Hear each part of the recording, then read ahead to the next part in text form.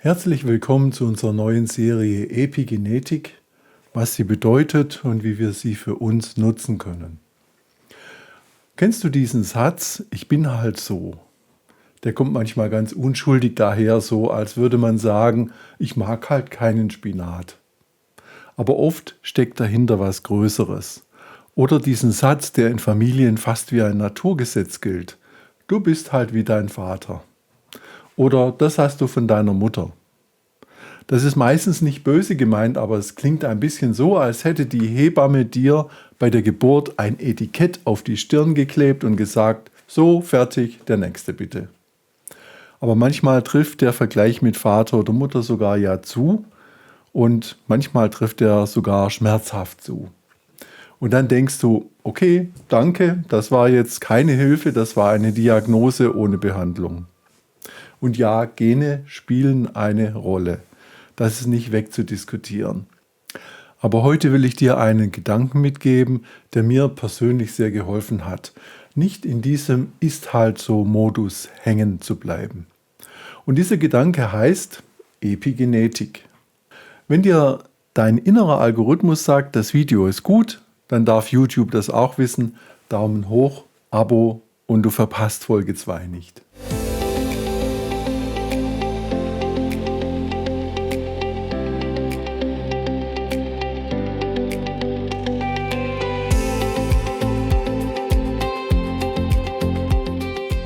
Epigenetik bedeutet im Kern, dein Körper hat Gene, ja, aber er nutzt sie nicht immer gleich.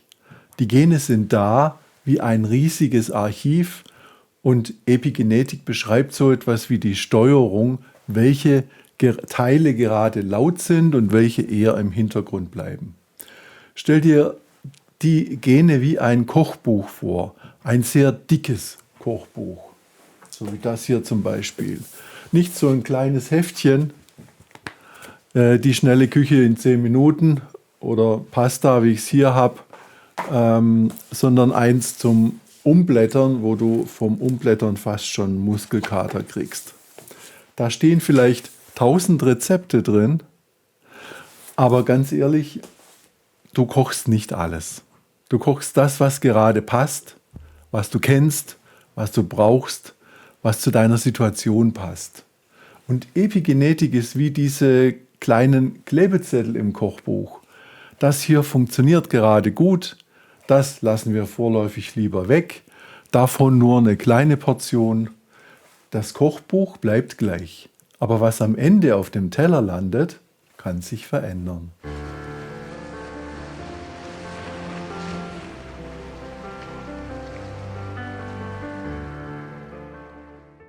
Jetzt könntest du sagen, okay, schön, aber was bringt mir das?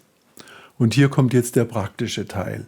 Epigenetik ist für mich so etwas wie die wissenschaftliche Übersetzung von der Körper hört mit. Nicht nur, wenn du bewusst etwas tust, sondern auch in deinem Alltag. Wie du schläfst, wie du dich bewegst, wie oft du im Stress bist, wie gut du runterkommst, wie regelmäßig du isst, wie viel Licht du abbekommst. Und auch, wie sicher oder unsicher du dich innerlich fühlst. Das ist jetzt aber kein moralischer Zeigefinger und das ist nicht, du musst alles perfekt machen. Das ist eher, aha, es gibt Signale. Und ich kann anfangen, die Signale ein bisschen freundlicher und gesünder zu gestalten. Weil dein Körper ist nicht dein Gegner. Er ist eher wie ein, sagen wir mal, Teamleiter, der ständig versucht, das Beste aus der Situation zu machen. Wenn viel Alarm ist, sagt er, okay, wir brauchen eine Alarmausstattung, bessere Sensoren, eine lautere Sirene und so weiter. Wenn wenig Schlaf ist, dann sagt er, okay, wir sparen Energie, so ein bisschen vor sich hindösen im Büro ist doch auch okay. Wenn Bewegung fehlt, sagt er, okay, wir stellen um auf Sparmodus.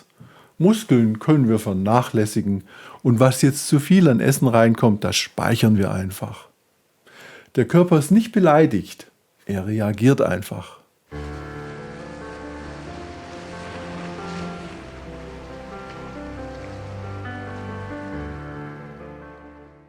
Jetzt kurz die Laborbrille, damit Epigenetik nicht wie ein reines Bild klingt. Es gibt in der Zelle kleine chemische Markierungen, die beeinflussen, ob ein Abschnitt der DNA gut zugänglich ist oder eher versteckt. Du musst dir keine Namen merken, aber ich nenne dir 2 Beispiele, damit du ein Gefühl dafür bekommst. Erstens, man kann DNA-Stellen markieren, wie mit einem kleinen Aufkleber. Hier bitte nicht so laut lesen. In der Wissenschaft spricht man oft von Methylgruppen, das sind winzige chemische Anhängsel.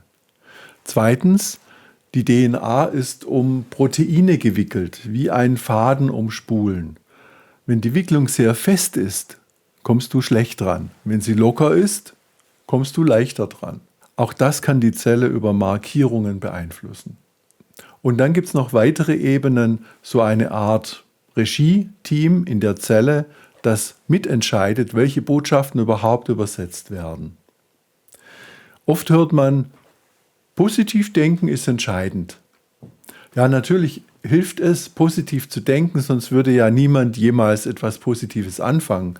Nur Epigenetik reagiert nicht auf gute Absichten allein. Sie reagiert auf das, was du wiederholt tust. Oder anders gesagt, du kannst dir sehr liebevoll vorstellen, wie der Wald dir den Kopf frei macht. Das ist sogar ein wichtiger erster Schritt. Aber irgendwann musst du dem Wald auch wirklich die Chance geben, dich zu sehen. Das heißt, Denken ist der Anfang, Handlung ist der Hebel, Wiederholung ist der Verstärker. Und genau darum geht es, um Spielraum. Nicht totale Kontrolle, nicht alles in deiner Hand, aber mehr als es ist halt so. Wenn du heute nur eine Sache behältst, dann bitte diese: Dein Körper ist nicht nur ein Ergebnis deiner Gene, er ist auch ein Ergebnis der Signale, die er jeden Tag von dir bekommt. Und du kannst anfangen, diese Signale ein bisschen bewusster zu setzen. Nicht groß, nicht perfekt, nicht ab morgen mit neuer Persönlichkeit, sondern klein und wiederholbar.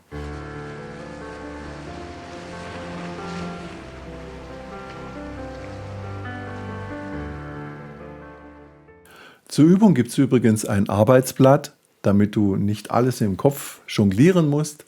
Das findest du unten in der Videobeschreibung. Und jetzt kommt die Übung für diese Woche.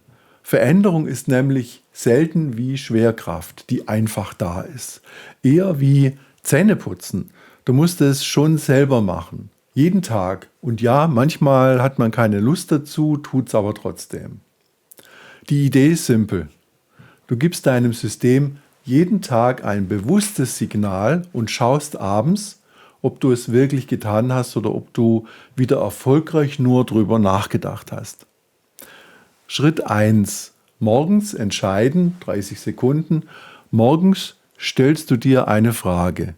Was wäre heute ein gutes Signal an mein System? Und dann wählst du eine Sache, wirklich nur eine, nicht 10 Dinge, ein neues Leben, ein neuer Mensch, ab heute nur noch Salat mit Yoga. Beispiele wären 10 Minuten spazieren gehen, eine Mahlzeit echter machen, zum Beispiel weniger Verpackung, weniger Fertiggerichte, weniger hochverarbeitete Nahrung, eine Pause setzen, bevor du in den Alarmmodus schaltest, heute einmal bewusst Nein sagen, ohne dich danach 3 Stunden zu rechtfertigen, 5 Minuten Ordnung in einem Mini-Bereich, also nicht den Keller, eher eine Schublade, die nicht zurückbeißt.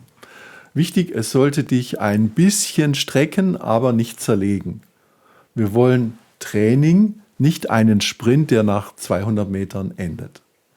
Schritt 2, die Wenn-Dann-Regel, damit Disziplin nicht das alles alleine tragen muss. Jetzt der Trick, Disziplin ist super, aber sie hat auch mal Urlaub. Deshalb bauen wir eine Wenn-Dann-Regel. Das ist wie ein kleiner Autopilot. Wenn ich X mache, dann mache ich gleich danach auch Y. Zum Beispiel, wenn ich meinen ersten Kaffee trinke, dann gehe ich danach 10 Minuten raus. Wenn ich Mittag gegessen habe, dann laufe ich 5 Minuten. Wenn ich nach Hause komme, dann räufe ich 2 Minuten irgendwas weg. Wenn ich merke, ich werde hektisch, dann mache ich 3 langsame Ausatmungen. Das ist eine Falle, eine gute Falle, eine, in die du freiwillig reinläufst.